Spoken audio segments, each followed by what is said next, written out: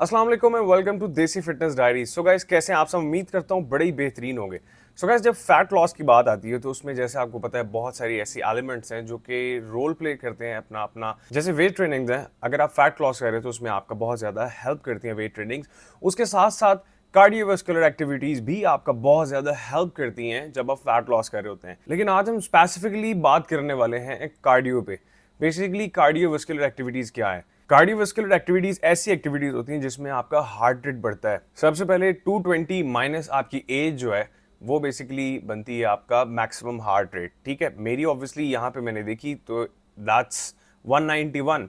सो 191 जो है ये मेरा मैक्सिमम हार्ट रेट है। और 60 to 70% पे आपका हार्ट रेट नॉर्मली काम कर रहा होता है। जब इससे ऊपर आपका हार्ट रेट जाना होता है तो आप कैलोरीज को बर्न कर रहे होते हैं। अब कार्डियो के बेसिकली बेनिफिट्स कुछ मैं बताता चलूं आपको। कार्डियो बेसिकली ना सिर्फ आपके कार्डिक हेल्थ के लिए बेहतर है, दूसरे नंबर पे ये आपके फैट लॉस में बहुत ज़्यादा हेल्प करता है। जैसे मैंने आपको अभी बताया कि जब आप अपने मैक्सिमम हार्ट रेट के जितना करीब जाते रहेंगे उतना ज़्यादा आपका फैट लॉस होगा। देखें, अब सीधी सी बात, जैसे आपको मैंने बताया कि जब आपने फैट लॉस करना होता है तो आपको हमेशा कैलोरिक डेफिसिट में रहना होगा। अगर आप कैलोरिक डेफिसिट में नहीं रहेंगे तो आपको उस तरह से रिजल्ट्स नहीं आएंगे, फिर चाहे आप जितना मर्जी कार्डियो कर लें। क्योंकि हमेशा याद रखें, इनपुट अगर ज्यादा हो रहा होगा, एक्सर्शन आपकी कम होगी, आउटपुट आपका ऑब्वियसली क्या होगा, इन रिटर्न आपके पास फिर भी एडिशन में कैलोरीज होंगे, तो आप अपना फैट लॉस नहीं कर पाएंगे। इसीलिए याद रखें, जब भी आपने फैट लॉस करना है आपको ना सिर्फ कार्डियक एक्टिविटी या वेट ट्रेनिंग बल्कि इसके साथ साथ अपनी डाइट को भी मैनेज करना है और कैलोरिक डेफिसिट में रहना है। और हेल्दी कैलोरिक डेफिसिट कितना है? अराउंड 200 से 500 कैलोरीज तक आपको इतने कैलोरिक डेफिसिट में रहना है। और उसके बाद आपको फिर अपनी कार्डिक ट्रेनिंग या फिर आप वेट ट्रेनिंग कुछ भी कर रहे हैं उससे आपको बेनिफिट्स होंगे। सो इसीलिए इन डिटेल हम आगे बात करने वाले हैं। कार्डियक एक्टिविटीज मुख्तलिफ किस्म की हो सकती हैं। आप उसको ट्रेडमिल पे कर सकते हैं, परफॉर्म ट्रेडमिल पे कर सकते हैं, साइकिलिंग कर सकते हैं, आप आउटडोर वॉक कर सकते हैं, आउटडोर स्प्रिंट्स कर सकते हैं, outdoor high intensity interval workouts कर सकते हैं, indoor high intensity interval workouts कर सकते हैं।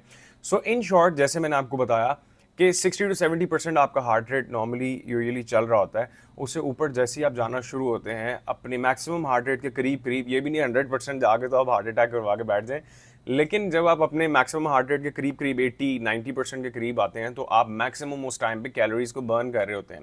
सो जैसे आप अगर फॉर एग्जांपल जिम में जाते हैं या फिर अगर आपके पास घर में ट्रेडमिल है तो आप 10 to 15 मिनट्स या फिर 20 मिनट्स तक आप ट्रेडमिल कर सकते हैं विद अ मॉडरेट पेस। बहुत ज़्यादा आप स्टार्ट में इनिशियल लेवल पे इंटेंसिटी ना बढ़ाएं, क्योंकि ऑब्वियसली आपको नोज़िया आना स्टार्ट हो जाएगा, आपको दिल ख़राब होना शुरू हो जाएगा, माइंड भी आपको उल्टी भी हो जाए। क्योंकि ये ऐसा होता है जब आपका हार्ट रेट सडनली बहुत ज़्यादा शूट करता है, बहुत ज़्यादा एकदम बढ़ता है हार्ट रेट, तो उसकी वजह से इस तरह की फीलिंग्स आना स्टार्ट हो जाती हैं। आपको क्या आती है? दिल ख़राब होना शुरू हो जाता है आपका। लेकिन with the passage of time, जब कुछ दिन आप इसी इंटेंसिटी को करते रहेंगे तो आपका ऑब्वियसली हार्ट उस टाइम पे स्ट्रॉन्गर हो रहा होगा। Your heart is also your muscle. ठीक है, तो जैसे जैसे आप अपने आप दूसरे मसल्स को ट्रेन करते हैं, हार्ट को भी आप कार्डिक एक्सरसाइजेस से और ज़्यादा ट्रेन कर सकते हैं और उसको और ज़्यादा मजबूत कर सकते हैं। तो जैसे मैंने आपको बताया कि डे 1 से लेकर अगर डे 15 तक अगर आप एक ही इंटेंसिटी पे कार्डियो करते रहेंगे तो आपकी एक इंटेंसिटी बिल्ड हो जाएगी, आपकी स्टेमिना आपका बिल्ड हो जाएगा। सो उसके बाद ऑब्वियसली अगर आप उसी कार्डियो करते रहेंगे प्रोलॉन्ग तो आपको उससे फ़ायदा नहीं होगा, क्योंकि आपका जो कार्डियक मसल है वो उस चीज़ को अडॉप्ट कर चुका है।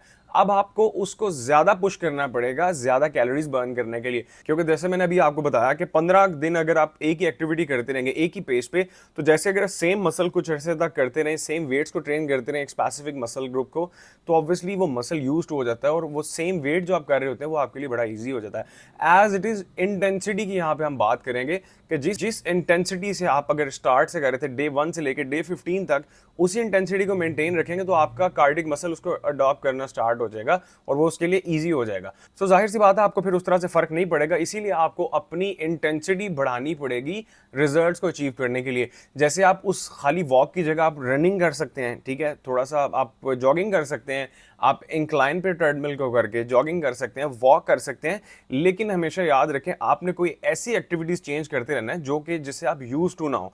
जब आपको लगे कि आप यूज टू होना शुरू हो गए इस एक स्पेसिफिक ट्रेनिंग फंक्शन से, एक सेम यानी कि इसी तरह की ट्रेनिंग रिजीम से, तो आपने अपना ट्रेनिंग पैटर्न चेंज कर लेना है।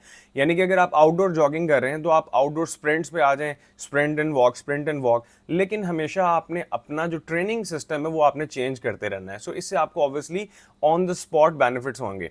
सो गाइस ये थी हमारी आज की बड़ी शॉर्ट और इन्फॉर्मेटिव वीडियो। उम्मीद करता हूँ आपको वीडियो पसंद आई होगी। अगर आपको वीडियो पसंद आई है तो नीचे कमेंट सेक्शन में अपना फीडबैक देना मत भूलिएगा। अगर आप इसी तरह की मजीद वीडियोस देखना चाह रहे हो तो मेरे चैनल को जल्दी सब्सक्राइब कर दें। फिर मिलते रहेंगे इसी तरह की वीडियोस में, तब तक के लिए भाई को दें इजाजत। अल्लाह हाफिज।